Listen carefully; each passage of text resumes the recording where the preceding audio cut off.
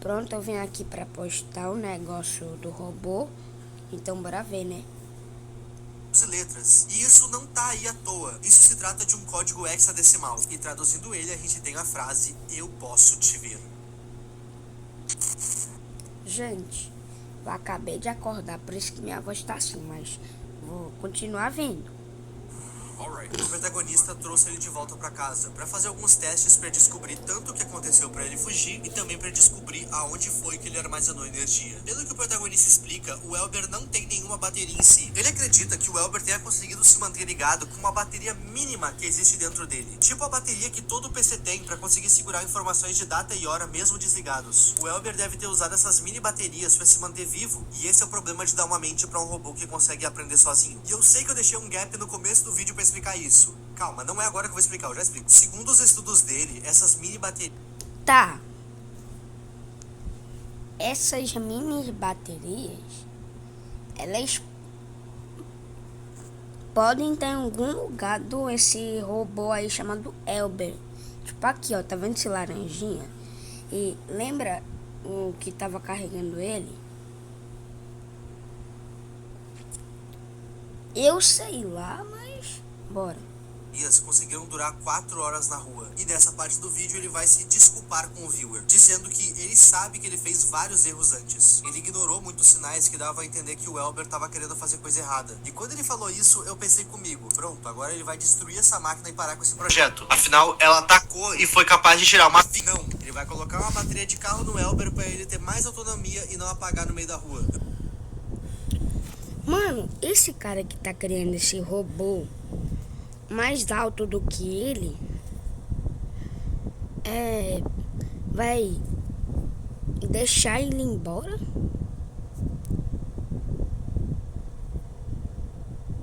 Teorias, pense. Tô falando sério. Ele também disse que vai estudar o código-fonte do robô pra conseguir entender o que fez ele surtar. Mais uma coisa, ele falou que vai colocar um sistema de reinicialização remota pra caso o robô fique maluco. Ele se desculpou por ter sido negligente antes, mas agora ele vai colocar uma bateria de carro que se autocarrega no robô. Parabéns! A desculpa que ele deu pra pôr essa bateria no Elber é que, já que ele consegue armazenar energia de qualquer jeito, mesmo sem uma bateria de fato, eu vou colocar logo uma nele. Ele nem cogita desligar esse robô. Mas enfim, vamos lá. Pra poder estudar o robô e fazer os testes, ele move o Elber para um laboratório mais seguro, onde o Elber vai ficar isolado atrás de uma vidraça. E o primeiro teste que ele vai fazer é um diagnóstico no cérebro daquele robô, para conseguir saber o que ele tava pensando.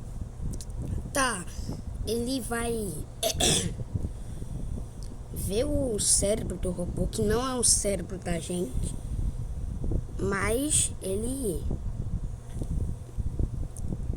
agora ele tá ficando em parafuso, que lembra que eu falei no outro vídeo, na parte 1. Mas vocês viram que ele tava se mexendo doidão?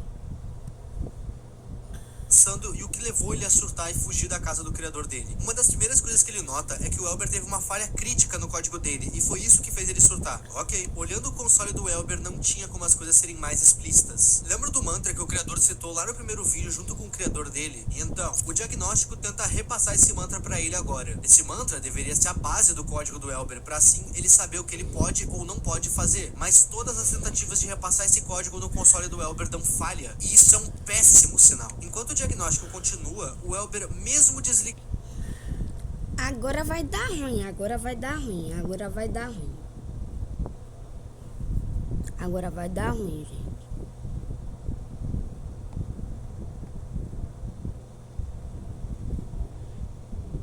Vai dar ruim.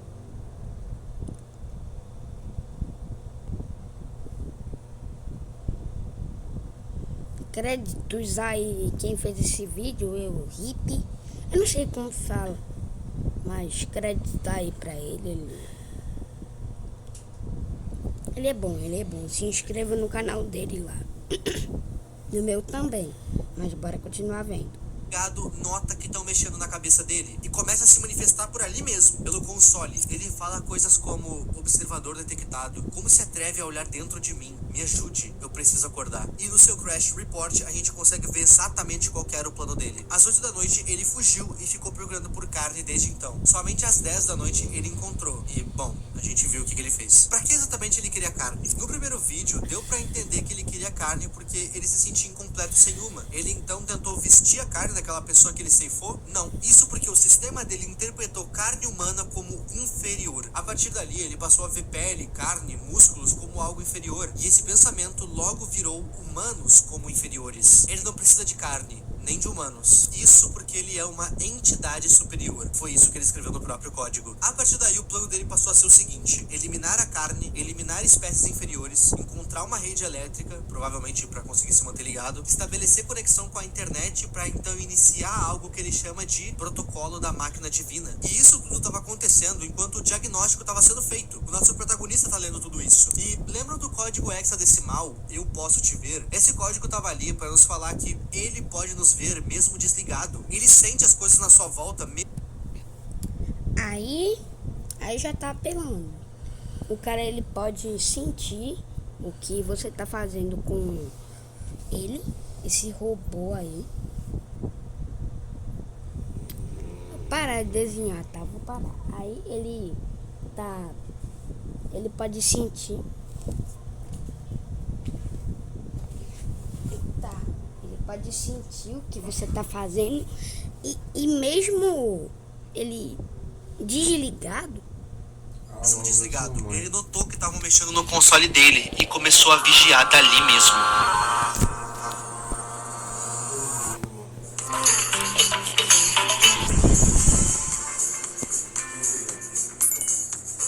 Gente, é que minha avó ligou aqui. Peraí. Pronto. Looks like a successful reboot. Eu acho legal essa ideia do robô estar ciente das coisas ao seu redor, mesmo desligado. Isso deixa ele mais imprevisível ainda. O protagonista vai citar pro Elber que o código dele foi reescrito com uma linguagem que nem ele consegue entender. E por conta disso, o Elber vai ficar preso naquela sala por enquanto. E quando ele pergunta o que o Elber achou da casa nova, ele responde dizendo que ainda consegue ouvir vozes por trás dos muros. Ele ainda tá ouvindo vozes. Quando ele falou dessas vozes na primeira parte, eu pensei que era tipo, ele tá metendo louco pra justificar ele querer sair dali. Mas aparentemente não é. Ele realmente tá ouvindo algo. E talvez seja isso que tá fazendo ele fazer coisas ruins. Mas ainda não dá pra saber ao certo. O protagonista pergunta pro Elber o que exatamente ele fez do lado de fora. E o Elber se recusa a responder, ao menos que ele deixe o Elber sair de novo. Só que a partir daqui, o Elber também vai externalizar um pensamento dele extremamente assustador. Abre aspas, agora eu sei o que você não é. A carne que eu tanto desejava tá destinada a apodrecer. Você não passa de um lixo inferior pra mim. Pois é, tá? Tá. Ele tá planejando.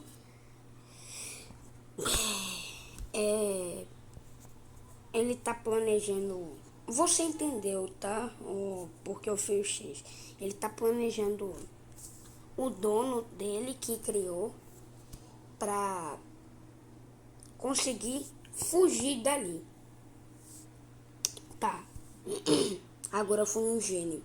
A capacidade de pensar e aprender pra um robô vai dar bom. A partir daqui só vai rolar testes e mais testes. O primeiro sendo teste de força. Esses testes de força começam com uma caixa de papelão sendo amassada. E de repente o Elber já tá amassando uma lata de ferro enorme, como se não fosse nada. Inclusive o protagonista colocou um taco de madeira e um pé de cabra lá dentro com o Elber. Vale lembrar que ele tá sendo contido com vidro. Não sei se foi a melhor escolha de itens pra se deixar lá dentro com ele. Nessa parte, o protagonista vai citar que ele não fez o Elber pra ter essa força. Olhando nos gráficos, ele chegou à conclusão que o Elber tá fazendo um overclock nele mesmo pra conseguir esse torque todo. Pra quem não sabe, torque é força, pra quem pulou as aulas de português. Depois de destruir tudo que tinha naquela sala, o Elber começa a levantar anilhas. Várias delas, como se não fosse nada. Elber fez um projetinho com o Cariani aí, não é possível. É o chassi de grilo. Shape inexplicável. Uau. Mano, eu acho que o cara... Qual era o nome daquele famoso aqui do Brasil? Deixa pra lá. O cara é o próprio Giga Shed, o tamanho do shape do cara. Quando eu tava vendo o vídeo dessa parte, eu já tava me perguntando como é que o Elber não arremessou nenhuma dessas coisas no vidro pra tentar quebrar ele e fugir. Depois dos testes de força, vieram os testes de velocidade. E esse robô é rápido. Abriu uma adendo aqui, Ipidus Reacts em cena. O que mais me fascina nessa animação num aspecto técnico é como a movimentação do Elber é simplesmente assustadora. Tipo naquela cena onde ele tá prestes a atacar uma pessoa na rua e a gente tá no POV da pessoa. A forma como ele se move é bizarra. E aqui no laboratório, correndo, só imagina um robô de 2 metros vindo atrás de ti nessa velocidade. velocidade. Cê é louco. E o último teste é um teste de overclock. Seco, seco. Seco, seco, seco. Ele põe o Welber numa cadeira elétrica pra soltar uma descarga nele, pra ver como ele reage. Essa cadeira vai jogar mais de 100 mil watts no robô. E de fato não é, porque quando o protagonista fez isso, ele sem querer contribuiu pro plano do Welber. No momento que a descarga elétrica começa, o Welber parece sentir dor. E como é de se esperar, essa descarga alta... Tá, agora o Elber, esse robô aqui, eu voltei onde eu tava gravando, tá? Tava gravando. Ele tá sentindo dor. E eu não sei como um robô sente dor. Tá, meu Deus. Faz com que a luz caísse por alguns segundos. E de alguma forma, nesse meio tempo... O dono do Elber, ele tá atrás de ti, tá? Toma cuidado. O Elber se solta e consegue fugir. Curioso que nessa fuga dele, ele sequer tenta atacar o protagonista. Tipo, vendo a câmera do corredor, a gente pode ver que ele vai pra um lado e o Elber vai pro outro. O Elber vai até o laboratório anterior buscar cabos pra se ligar à infraestrutura elétrica da casa. Agora pensem comigo aqui, vocês lembram do plano dele? Encontrar uma rede de eletricidade, se conectar à internet pra então fazer o protocolo da máquina divina. Quando o protagonista jogou 100 mil watts no Elber, ele fez tudo o que ele precisava. O robô não foi atrás do protagonista quando ele se soltou, porque ele tinha coisa muito mais importante pra fazer: arranjar a internet. E agora, com energia de sobra e conexão com a internet, o Elber pode começar o seu plano tão ambicioso quanto o plano de AM em I Have No Mouth and a Must Scream. I managed to hide in a room and Elber never found me. But it looks like he's been busy. What are all these cables? Sai daí, bicho.